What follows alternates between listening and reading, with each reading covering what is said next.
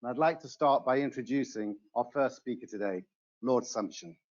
A great supporter of the campaign, Lord Sumption is an author, a commentator, and a former senior judge who sat on the Supreme Court of the United Kingdom until 2018. So joining us by video link, Lord Sumption, if I can hand over to you, please.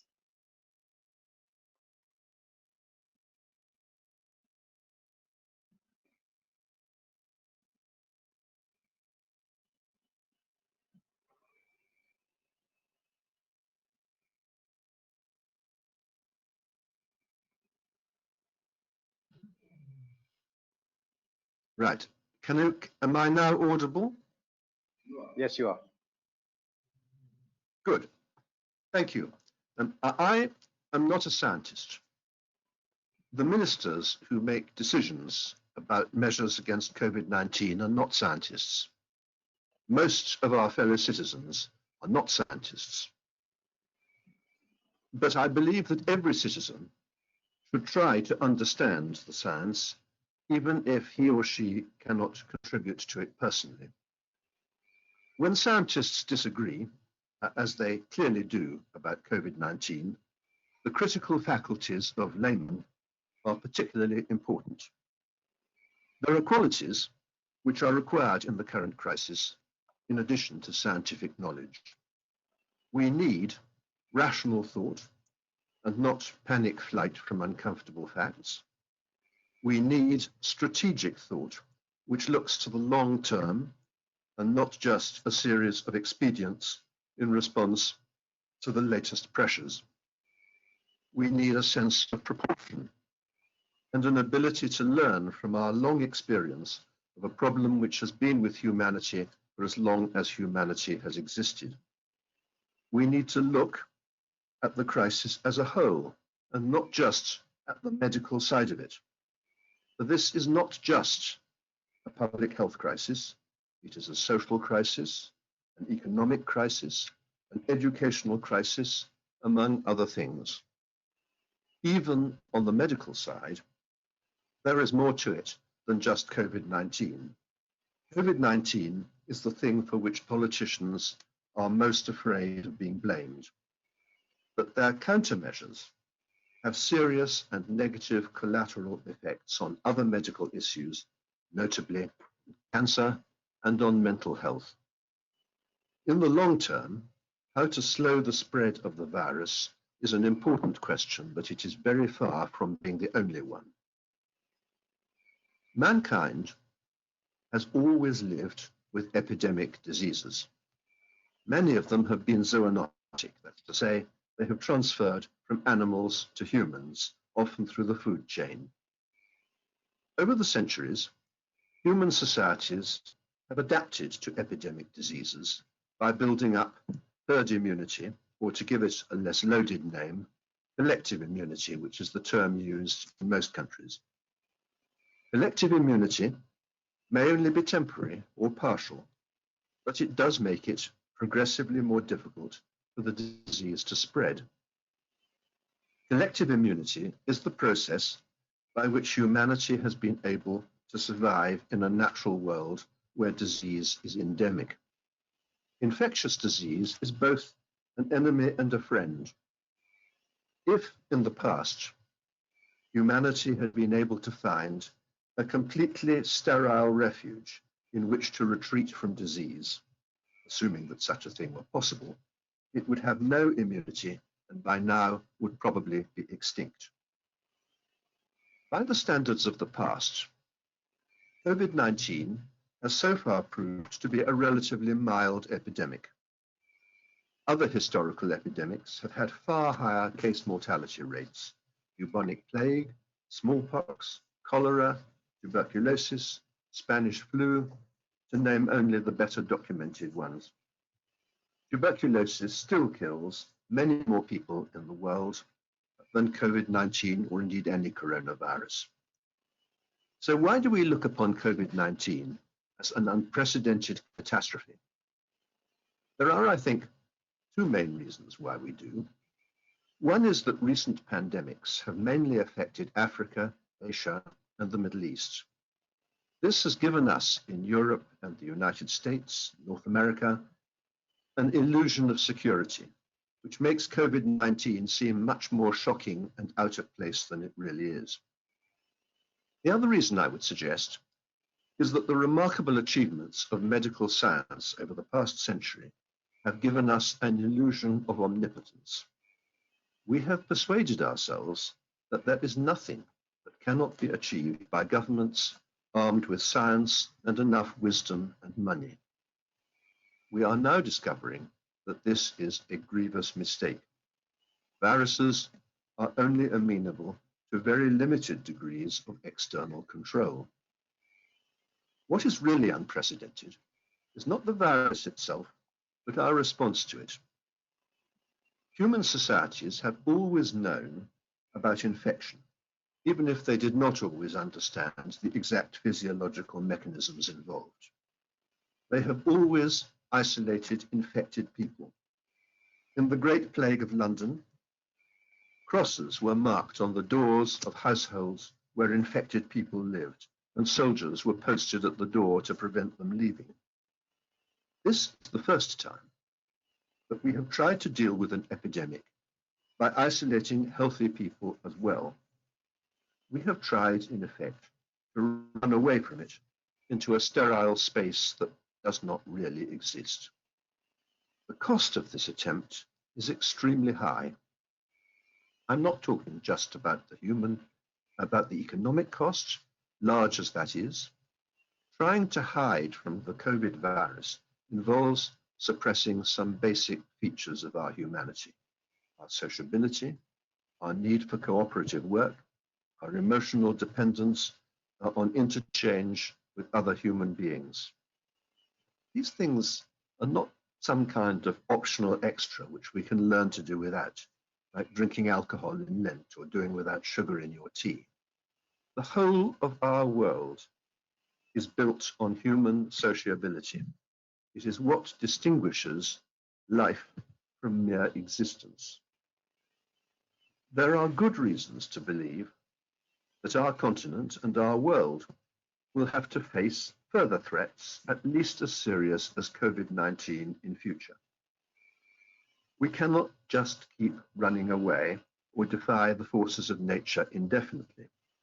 We cannot suspend the ordinary currents of human life every time that this happens. We have to learn to live with disease as our ancestors have done for many centuries with success. You don't need to be a scientist to recognize the irrationality at the heart of government policy. What is wrong with it is that it isn't a strategy. It's just a series of short-term expedients with no exit plan, no end game. The virus is now endemic. Aggressive measures of social distancing cannot suppress it. It can only spread the infections over a longer period of time. This point was well put in the advice given to the government in February and March by the Imperial College team, which includes Professor Ferguson, and recorded in the SAGE papers on the government website. And it's worth quoting what they said. The primary impact, they wrote, of such measures is to delay transmission and reduce peak incidence. When they are lifted, transmission can be expected to resume, given that the measures only protect the population while they're in operation, like vaccination. The overall impact on overall attack is therefore limited. In this context, measures which are too effective merely push all transmission to the period after they are lifted, giving a delay but no substantial reduction in either peak incidence or overall attack rate. Now, those words ought to be inscribed on the heart of every minister, because what we are now experiencing exactly bears them out. Lockdowns do not, in the long term, suppress infection. They suppress it only while they remain in force. The infections and the associated deaths, which are reduced during a lockdown, simply occur later after it has been lifted. Lockdowns are therefore not a way out unless they are permanent. If lockdowns don't work in the long term, then that must be even more true of lesser measures of social distancing, such as circuit breakers, rules of six, travel quarantines, and the like.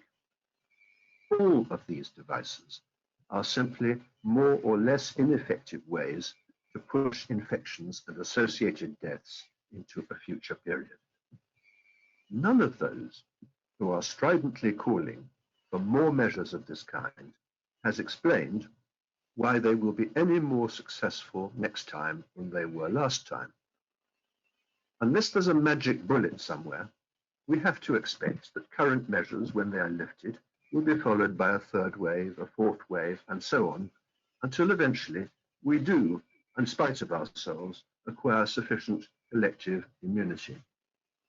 What these measures can achieve is to buy time. But buying time is only a worthwhile policy if there is something valuable that we can do with the extra time, if it enables us to find that magic bullet. Without a magic bullet, all that buying time achieves is to prolong the crisis and to delay the moment when we acquire a useful measure of collective immunity. Without a magic bullet, that is its effect. Yet it is surely obvious that with every month by which we artificially prolong this crisis, more people will be infected, more people will die, more people will suffer serious mental illness, more people will lose their jobs, more of what makes life worth living will have been gratuitously damaged or destroyed. The human cost of this approach is appalling. So what is the magic bullet that will get us out of this unending vicious cycle? A vaccine is the only candidate that anyone has ever proposed. We don't know when a vaccine will become available. But the big question is not when a vaccine will become available and when we will have succeeded in administering it to a high proportion of a population of 66 million. The big question is how effective it will be. A vaccine is not an alternative to collective immunity. It is simply a faster route to collective immunity. It works by replicating the immunological effect of the disease itself. There are diseases like smallpox or measles for which exposure to the disease will give you a lifetime of natural immunity, and so will a vaccine. There are diseases like flu for which exposure to the disease will confer only a partial and temporary natural immunity, in which case so will a vaccine. Most immunologists that I have spoken to, or whose work has been published, now think that a COVID vaccine will be of the second kind. It will not be a magic word. It will only be partially and temporarily effective. So we will still have to live with COVID-19 long term, just as we have had to live with flu. Flu is, of course, a much less serious disease than COVID-19, but it's still serious enough to kill 30,000 people in the UK in a bad year. What if, as seems increasingly probable, a COVID vaccine is more like a flu vaccine, effective enough to give a measure of immunity, but not to get rid of the disease?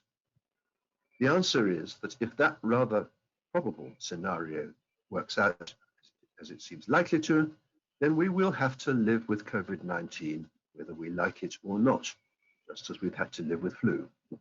Of course, there are steps that we can and must take to protect ourselves. We have to build up the critical care capacity of our health system. We have to promote research on methods of treatment. We have to sort out the problems of care homes where more than 40% of deaths have occurred. We have to take active steps to protect the old and clinically vulnerable, so far as they wish to be protected, because of course many of them will prefer quality of life to quantity, and that is their option. There are no attractive options, none. We have to choose the least painful out of a number of choices, all of which will involve the death of significant numbers of people. The reason why I find the Great Barrington Declaration persuasive is that it offers a rational exit route. It happens to be the exit route which has brought almost every other epidemic in history to an end. A few viral epidemics have come to an end because the virus has mutated into a less dangerous form. There is some evidence that this is what happened a century ago to Spanish flu.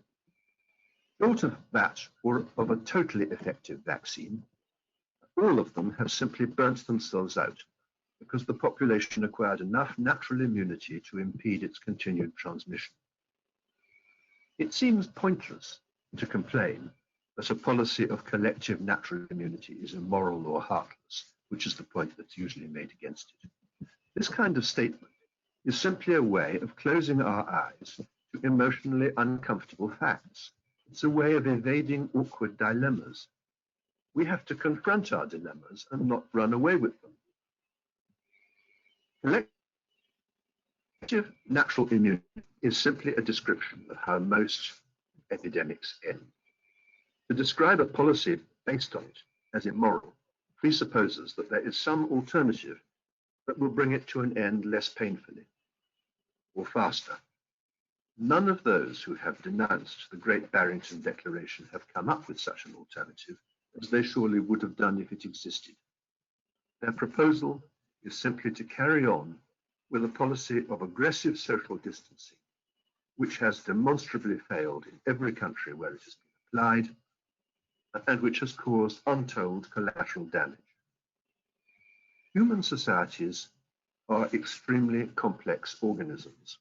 You cannot play around with the basic principles on which humans exist without inviting unwanted collateral consequences, some of which will be extremely harmful. You cannot suppress one aspect of human existence without a serious impact on others.